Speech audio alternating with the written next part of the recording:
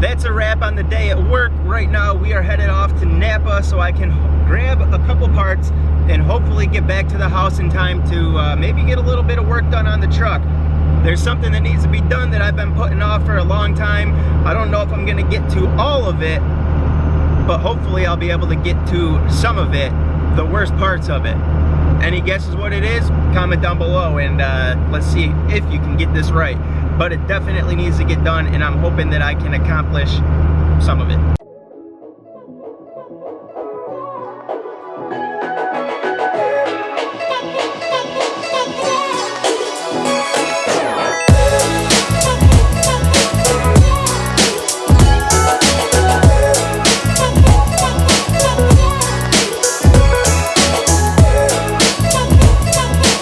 That's right, we need to try and replace this rear U-joint, and I'll show you which one. We have to try and get that one there. Hopefully it all will go smooth. It is way back here on the tail end of the drive shaft in a spot that's very easy to get to.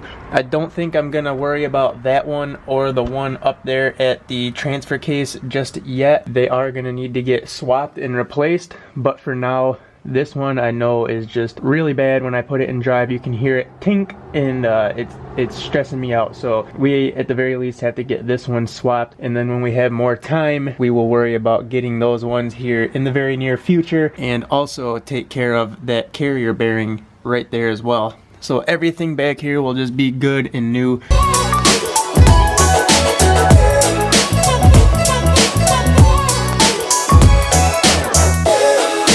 So I got the drive shaft marked so I know where it needs to go. Now let's pop these straps off from this U-joint, and then I have a jack stand to hold it so it doesn't fall on my head. We'll slide that out of there. We'll let it get down and see if we can position it to get the impact on it. And I have a ball joint press to hopefully put on each side of it and hopefully press these caps out. Once I get the clips off, there's one strap, there's the second strap. So I've got the drive shaft marked with a marker, and I know that this side goes on this side with the strap. So when we put it back together, I know that this has to go here, and I put it in neutral obviously to rotate it so that I had a good angle here. So I'm going to pop these clips out and then get the press on here and see if we can get this thing moving. So the clip literally busted because it was so rusted in there. So right now I'm trying to just hit it with a hammer or a mallet and a screwdriver in hopes that it'll eventually just pop it free.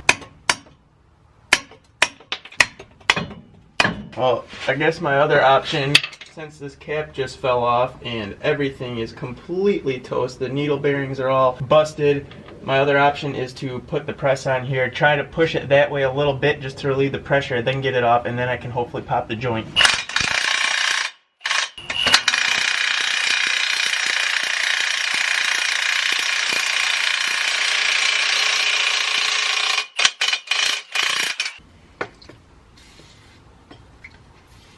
So we got the joint out with a lot of ass whooping is what. The one side of the joint, the cap, the end of the cap blew completely off, and then the rest of it was lodged inside the shaft here, and this side came out fine. So then I had the U-joint lodged and stuck in there, but with a little finesse I got the joint out, and then I had to turn the shaft up on its side and just kind of pound the rest of that cap out. But it's out for now. It really was in horrible shape, and from my understanding these trucks do chew up these rear joints pretty badly. The ones that are back here by the diffs, I hear that they chew these joints up the most and go through them more than the other two. So I am running out of time. I'm gonna get the new joint pressed in here and put everything back together. So we got the one cap pressed all the way in. We got this one on. Putting them in is freaking easy compared to getting them out of there when they're old and crusty like that. Holy shit. But now we just gotta press this cap in just a little bit so we can put our clip in. I already got the clip in the other side, so we're gonna just set it evenly. Like we gotta go a little bit more. If I can give you one piece of advice, change your U-joints every week so they can't get old and crusty. Or if you don't want to do them every week, then take them to a shop and let them mess with it.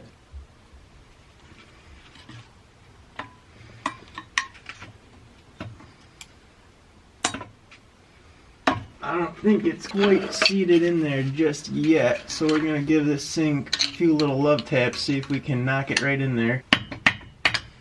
He's in there now, boys. Well, I'm glad I got this done. This is the first U-joint I've ever done, and usually I just say screw this because I know they're a pain in the ass and I'll take it to a shop. But here we go, we got it done. So there you guys go. That clip is seated in there nice. The other one is seated in there nice. I'm just gonna give that one a few taps after I put this back on the truck. We gotta rotate this sucker around and get it all lined back up. Pull it back up in here to the pinion. Put the straps on that are right there on the ground, tighten it down to 22 foot-pounds. The 4 bolts go to 22 foot-pounds, and then we can fire this girl up, pull her out in the driveway, go in, wash up, eat dinner, and call it a night. So there's your pro tip for the day by a non-mechanic, because I am a carpenter. I'm no mechanic, but I do like to take things apart. Even if I break them and don't get them put back together, I'll figure it out some way, or I'll just have it towed to a shop and say, and have them do it. So your little pro tip from a mechanic: use a ball joint press to pop your U-joints out. None of that socket and BFH crap, man. That's way too much, takes too much out of you. This is definitely the way to go, and